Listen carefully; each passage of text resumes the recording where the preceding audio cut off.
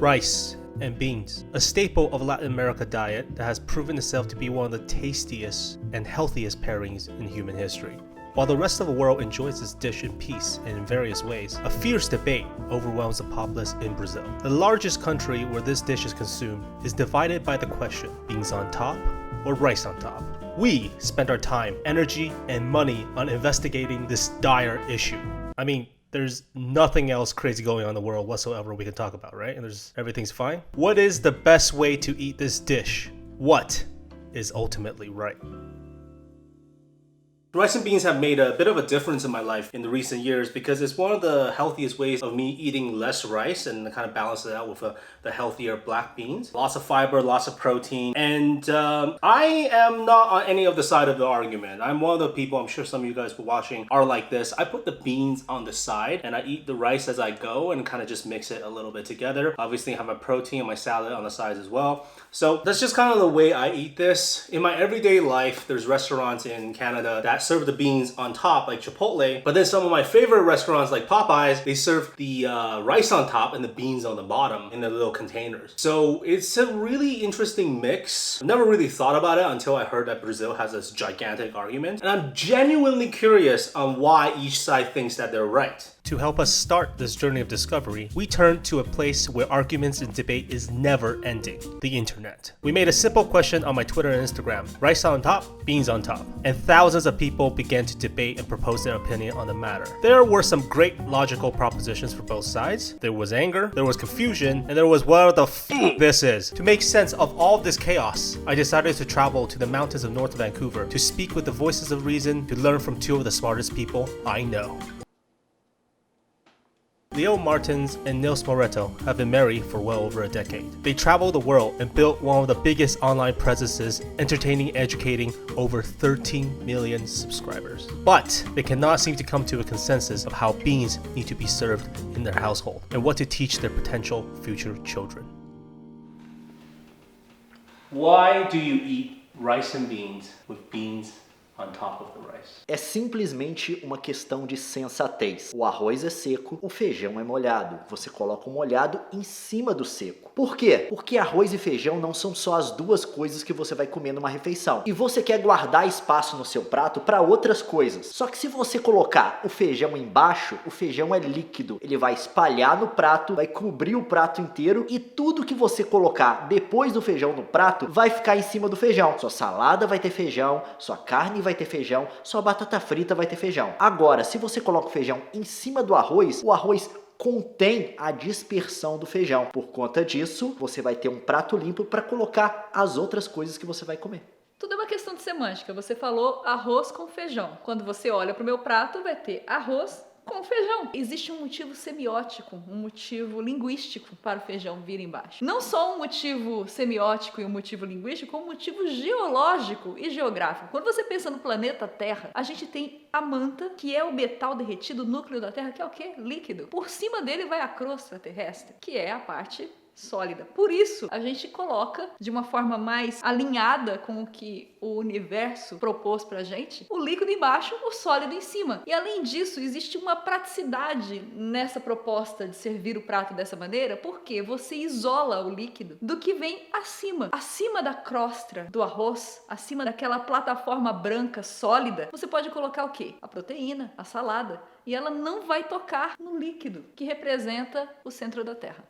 If we're collecting all the reasonings various parties have provided us, including our interview as well as our survey online, there's a list of merits from both sides of the argument. For the people who think beans should belong on top, they argue that the broth should be going to the rice holds the beans together, and overall it's a more aesthetically pleasing way of serving food. For the individuals who think rice should be on top, they believe that the rice can act as a separator for other foods, and that the rice can maintain most of its texture and not be mixed in with the beans broths. And finally, it can act as a stage to set up for other ways of serving food besides the boring old having proteins and salads on the side. Now there are these people who eat rice and beans with beans on the bottom and rice on top. What do you think of these individuals? Não tem absolutamente nada para eu pensar dessas pessoas. Elas simplesmente estão erradas. São pessoas que se desvirtuaram no caminho da vida e foram para um percurso muito negativo. Um vale das sombras dessas pessoas que colocam feijão embaixo. Porque tá errado. Não faz o menor sentido. Vivemos tempos difíceis, Jeff. As pessoas estão cada vez mais perdidas em suas bolhas de informação. As pessoas hoje falam que a Terra é plana, com a mesma convicção com que dizem que o feijão tem que estar acima. Percebe a inversão de valores que nós estamos vivendo na nossa sociedade? A pergunta é, o que a ciência diz? O que a ciência diz? A ciência tem a resposta. E a ciência, a geologia tá aí, tá clara, a Terra é redonda, o núcleo dela é líquido, sobre ela paira uma crosta e assim também é no meu prato. O núcleo é líquido e a parte firme vai por cima. Ciência. Nilce is correct. Science is the best way for us to prove this. So we designed a scientific approach and tasted the variation on serving this dish. As we tested each approach side by side, the taste of the food and texture changed depending on what the beans and rice are served with. Rice and beans are generally served as staples in a Brazilian home meal, and a Brazilian home meal constitutes the staples themselves, proteins, and some veggies on the side. This could be anywhere from a steak with salad to even fish fillets and roasted vegetables. This ensemble felt natural having rice and beans to the side of the rest of the pairing. Whether if it's rice on top or beans on top, having a little cluster to the side made eating easier. There are instances where the brothy beans did collide with a salad, which can be displeasing to a good portion of individuals. So we tested serving the dish with beans as the bed to see if there's merits to this approach. For any protein that required cutting, beans on the bottom did not act as a good bed. This thing was a nightmare to eat. And having the beans on top was just much easier to eat. However, it wasn't until I tested softer or looser proteins like fish and shredded chicken that the merits of the beans on the bottom really showed up. This way of serving foods has some massive benefits. There's some merit to this. Everything's kind of separate until you put it in your mouth. And the beans and the rice maintain their texture separately. So it's really like not rice with beans, rice mixed with beans. It's actually rice and beans. I even committed the worst of sins and tried saucy foods served with a staple, having beef stroganoff on top of the rice and beans. It actually worked to some merit, but I was told by my Brazilian friend that this is an actual crime in Brazil. I'm happy to leave some of that footage here. One of my favorite eating experiences through testing all this is actually with the beans on bottom, rice on top, and having some loose proteins. This actually kept all the individual pieces separate until the moment they entered my mouth. I could taste the distinct textures and distinct flavors, and then it actually came together in the blend during the chewing process. So it was an overall more texture-oriented eating experience. Having the beans on top of the rice or to the side and mixing it all together and then serving it into your mouth, it just felt like I was eating food. Since both of these approaches have merits, why is there so much emotion around this? Why can't we all just get along? Now, your husband of well over a decade, he eats rice and beans with beans on top of the rice. How has this affected your dynamics at home? Ele tá errado. Ele tá errado. E eu sou uma mulher muito paciente, pacienciosa. Mas não só isso, como eu sou tolerante. Eu tolero os erros das pessoas. E o erro dele faz do meu acerto ainda mais gratificante.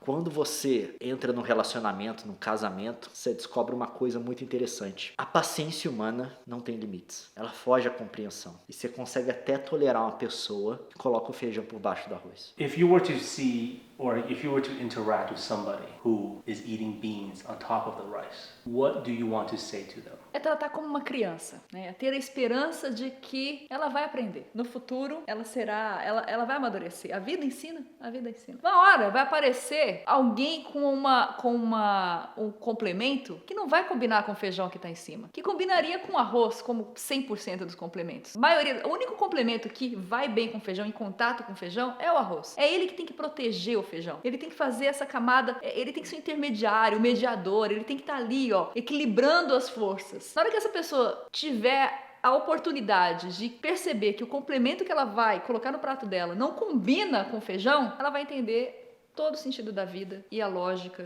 e o que rege o universo. Ainda há tempo de você rever a sua vida, rever os seus conceitos, ser uma pessoa de bem, ser uma pessoa boa, uma pessoa que vai trazer algo positivo para o mundo. E como você começa a fazer isso, coloca o raio do feijão em cima do arroz. Now, when we revisit the initial data, it seemed that there are more people who are vocal about eating beans on top than on the bottom. These are also more passionate individuals, claiming that people who eat rice on top are anything from being weird to actually being satanic. It's almost like this is a reflection of our human nature to always fight each other. Our human nature to judge what is different, what we don't understand. There are different approaches to living life, and there's beauty to those approaches so long as no one's getting hurt. Just because one thinks they're right doesn't mean that is the only way to happiness. Maybe if we accept that people can be different, but we can still respect each other, we can solve more of the world's problems and do some amazing things. Life is its own journey. Stick to your ways and be happy about it.